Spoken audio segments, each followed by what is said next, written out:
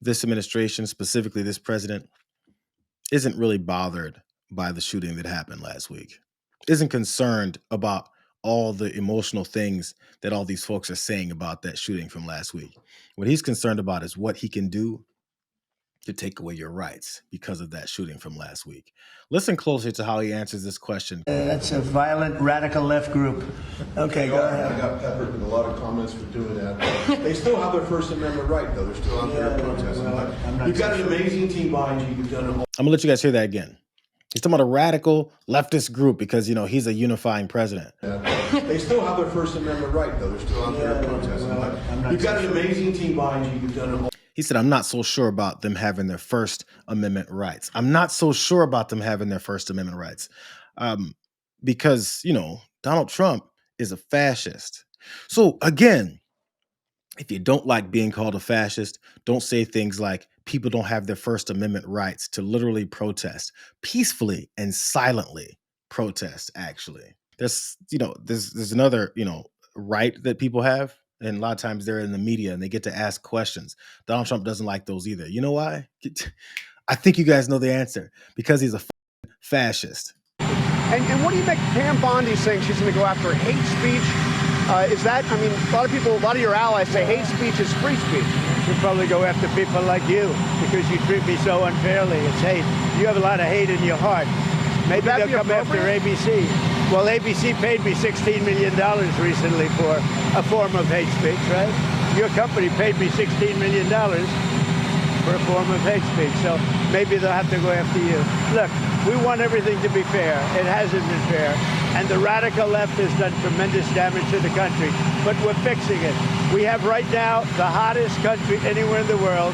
And remember, 1 year ago, our country was dead. And now Washington, D.C. is fixed, and I fixed it. The mayor was fine. The mayor was just fine, okay? The mayor had the sick city for many years. He's been mayor for many years. The one that fixed it was me and my people, and it is so safe. You should take your beautiful wife tonight and have dinner down there. You won't be shot. You won't be accosted. You won't even be looked at incorrectly by anybody. Washington, D.C. is safe. Now we're going to Memphis, where it's pretty rough. And ramble and ramble and ramble and ramble. But he attacked John Carl there from ABC News. Well, maybe we should come after you next because you're so unfair to me by asking me a question. If you love this guy, maybe start explaining why that's an American thing to say. Why a president of the United States should say, I'm going to come after you next if you don't stop asking me questions that I'm uncomfortable with because it exposes how corrupt I am, because it exposes my fascism, because if too many people hear those truths, they just might stop supporting my ass because I need them to hear my lies. I've got this whole state-run media that's running my lies. If you keep up with that, I'm going to slap another lawsuit on you. In fact, now I'm going to threaten to, I guess, imprison you. What is he threatening to kill John Carl? What is it? What does coming after John Carl mean? There's no reason to support this guy, especially since his attorney general, Pam Bondi, in response to the violence that they've helped stoke in this country, this is where it really shows how much they wanted it and what they want to do with the results of it. There's free speech and then there's hate speech. And there is no place, especially now, especially after what happened to Charlie, in our society. Do you see more law enforcement going after these groups who are using hate speech and putting cuffs on people so we show them that some action is better than no action? We will absolutely target you, go after you, if you are targeting anyone with hate speech, anything. And that's across the aisle. It's weird how suddenly these conservatives are using this term hate speech. But it's actually very unsurprising that they're using the term hate speech to say anything that's against what I don't like. Hate speech, man, it's weird how hate speech was overwhelmingly coming from conservatives since forever. But at the same time, now hate speech is not free speech because let's call whatever we want hate speech. Hate speech, like what Donald Trump said there to John Carl. You hate me. You have hate in your soul because he asked him a question. That's what hate speech now is to Pam Bondi and Donald Trump's administration. I just want to tell you guys again, if maybe we listen to all those people with Trump derangement syndrome that said he's a fascist and he's going to start coming for people's rights, their freedom of speech, you know, that he's going to start criminalizing opposition, you know, like Nazis did. And when he's going to start jailing people for existing, you know, like Nazis did.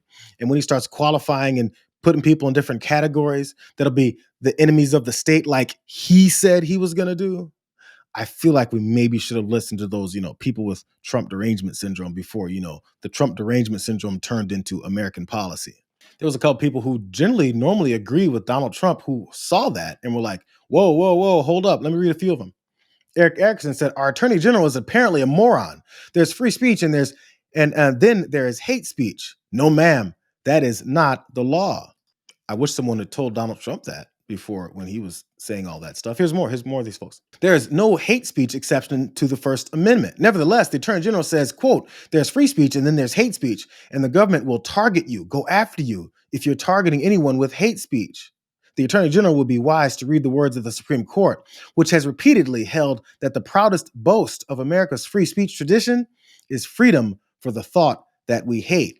Maybe it takes all these conservative folks that are telling her reality for them to finally get it. Here's Britt Hume. He said someone needs to explain to Ms. Bondi that so-called hate speech, repulsive though as it may be, is protected by the First Amendment. She should know this. Only thing Britt Hume didn't say was she should know this because they've been perpetuating hate speech for decades. And, you know, every time they perpetuate that against certain groups of people, those groups of people have to continue to sit back and just go, well, they hate me, and it does lead to violence, and they have killed many people based off of their hate speech, but speech is protected by the First Amendment. Scott Greer says, this is moronic. We want the government to crack down on left-wing terrorism. Okay, we know who this guy is. We don't want the government to curb hate speech. This would allow future administrations to arrest people who share Charlie Kirk's opinions. Dumb, he says, but they still don't get it. So let's let Pam Bondi continue to tell them what it is that this administration believes in. That's horrific. It's free speech, but you shouldn't be employed anywhere if you're going to say that. And employers, you have an obligation to get rid of people. You need to look at people who are saying horrible things, and they shouldn't be working with you. Businesses cannot discriminate. If you want to go in and print posters with Charlie's pictures on them for a vigil, you have to let them do that. We can prosecute you for that. I have Harmeet Dillon right now in our civil rights unit looking at that immediately, that Office Depot had done that. We're looking at that. Businesses cannot discriminate. Someone should remind her that, you know, this conservative movement made sure that businesses like, you know, people who make cakes for weddings, they can discriminate. In fact, they were all over that story. But now she brings up Office Depot because some employee didn't want to print out some Charlie Kirk paraphernalia. So because of that, we're coming for them. You should fire anyone. They should deserve to have jobs. Isn't it weird how cancel culture has now turned into their full-on assault on the First Amendment? She actually posted a longer tweet about this to clarify her remarks. The worst part is this clarification is the same thing she was saying. Watch. She says hate speech that crosses the line into threats of violence is not protected by the First Amendment. She's trying to make some clarifications here. She says it's a crime.